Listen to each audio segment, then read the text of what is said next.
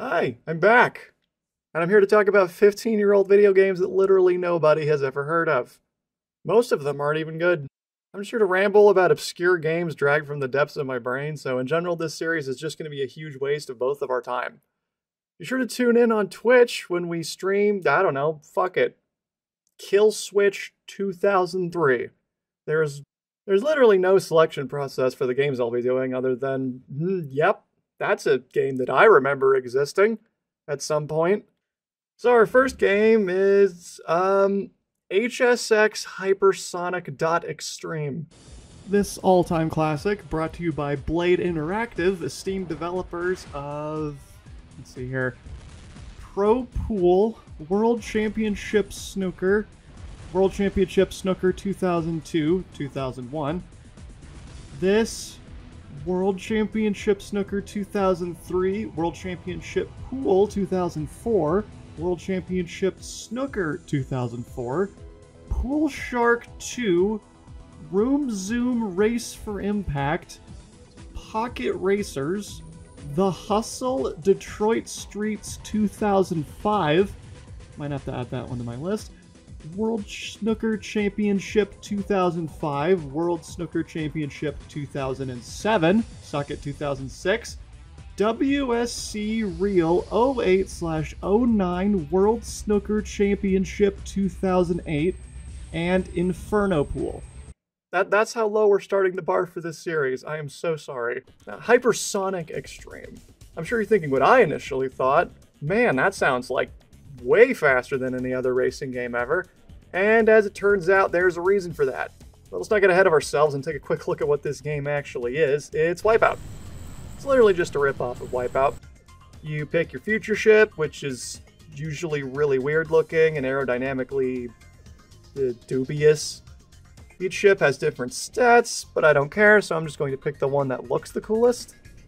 After that, pick a track, multi-lap circuit, point-to-point slalom modes, pick from a number of different race series that you unlock as you go along, load in, and you're greeted with a little course preview that's decently quick, but definitely easy to read, maybe just to lull you into a false sense of security. Then the countdown starts, and holy shit, why is it so fast? It's literally too fast. I promise you we aren't running above game speed or anything. This is just how fast the game is. Even the starting countdown is too fast. How do you fuck that up? The handling of these ships is god-awful. They handle like monster trucks on an ice rink. Super floaty, which I guess tracks given they float. Compounding this, sometimes they even delete the walls on the track after a jump, and this landing kept making me turn sideways against my will. I literally went from second to last here purely because of this jump. I land going straight, and then wham, spear off the side. Back to the checkpoint. There's a lot of tracks that just feel like the level designer was trying to be a dick. Reading the manual backs that up, actually. It says in the manual that adding a jump after a blind hill can catch the player off guard. That's not the only example either. There are vertical outside turns too sharp to stay on at full speed without flying off the track, blind jumps that require precise control, bits of track with one or both walls missing, a track that has waves and shit. Future technology's nuts. The entire point of the game really is the track editor, where you basically aim to be as big of a dick as you can to people playing it. Oh, jeez, come on! I'm 2 feet off the ground!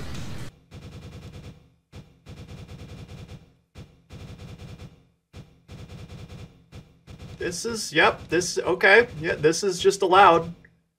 We can do this. This is a thing we're allowed to do.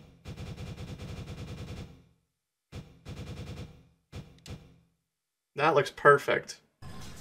I'm going to enjoy watching the AI attempt to navigate this. Let's see what happens. Okay.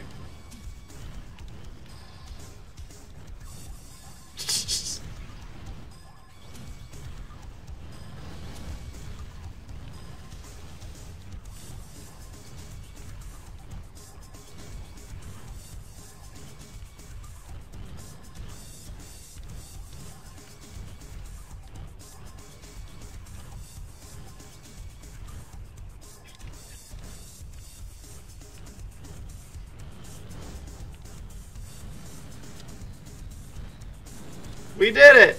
Alternatively, you can just make the track entirely invisible, delete all of the walls, and then add waves to it, thus making it basically impossible to complete. I'd like to show you an example of that, but unlocking all those features requires beating every single race, and fuck that. I mean, the track editor's great and all, but this was the PS2, so there's no way to share tracks online with people, and if you bought this game, you probably didn't have any friends, so you don't really get a whole lot out of your track-making efforts. These crazy obstacles are fine, but getting past them really requires already knowing that they're coming. The problem is that the AI doesn't have this problem, so they just blow through like it's nothing. You have to nail the track first try, otherwise you get left in the dust. Beyond the track shape, you also have different surfaces like sand and snow that somehow affect your turns, despite the ship not making contact with the ground. There's also puddles of water that reduce your temperature, which is your health bar that goes up when you hit walls and other people. Like, yeah bro, just bounced off a concrete wall at Mach 6 and I'm now on fire. Just dust a little water on there and she's good to gamble. And you will hit stuff a lot. This game is basically just playing bumper cars at Mach 8. Sometimes you can't help but bounce around like a goddamn pinball and just hope you survive. There's also boost pads and boost pickups if you for some reason want to go even faster and have an even harder time steering, and you need to pick them up because the AI is just significantly faster than you. The slightest boost and they just take off. There's also these annoying little bumpers that serve no purpose other than to be really annoying and launch you into the air, just because I needed more shit to worry about during these races.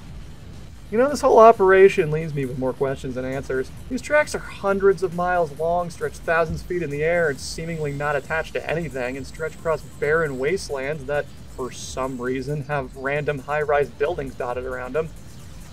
These things can't be cheap, but there's hardly any spectators. I guess there aren't that many people willing to travel into a barren wasteland to sit outside for a race that lasts a total of 90 seconds at most. You know, these stands are also completely exposed to the track, like only a few hundred feet away at most. Considering barely supersonic aircraft in real life have fallen out of favor due to their sonic booms, I felt like a vehicle passing by as high as speeds as Mach 11, only a few hundred feet away, wouldn't be a very pleasant thing to experience. So I figured I'd run the numbers to quantify it. I dug up this old NASA equation for calculating the amount of overpressure generated by a sonic boom, given the sound reflectivity of the surface, the atmospheric pressure, Mach number, and the altitude. Now this won't be a perfect estimate as I don't have the information to calculate overpressure produced by the generation of lift, but as we'll see, it's not too important. The equation spits out an overpressure value expressed in pounds per square foot, and just to contextualize our results, at 4 pounds per square foot, all but hardened buildings start to fall over and fatalities occur. At 10 pounds per square foot, limbs are torn off and even hardened concrete buildings are severely damaged. So when I plug all this into our equation, making assumptions where I need to, the overpressure produced by just one of these things passing by you at top speed is 712 pounds per square foot. During a race pass, everyone in the stands would be killed instantaneously.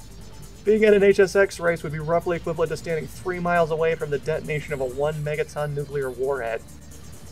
So I imagine tickets to these things are pretty cheap actually, considering you'll be, killed instantly as soon as the race starts. This world makes no sense and makes no effort to explain itself. The game opens with a really weird cinematic that looks like it was rendered by the people that do those things for like bowling alleys. Doesn't really tell us anything about the lore though, so let's check the manual. It says the future, off to a good start. Cities have fallen and risen, new fuels discovered, speed records broken and broken again. Vehicles capable of hypersonic speed invented. That's it. That's your lore. Those aren't even complete sentences. Whatever. Back to the game. In summary, overall this game is just annoying. The handling sucks, the AI is insane, it's ugly, the races are extremely short, and there's really barely any of them. But as the title says, I have definitely found that it is, in fact, a video game. Boom, not clickbait. The HSX experience, 4 out of 10, video game, yes. So why did I spend all this time playing and making a video about it? I have no fucking idea, and I have completely wasted your time. Tune in next episode for more of the same. Remember to like, favorite, and subscribe, or don't. Okay, goodbye.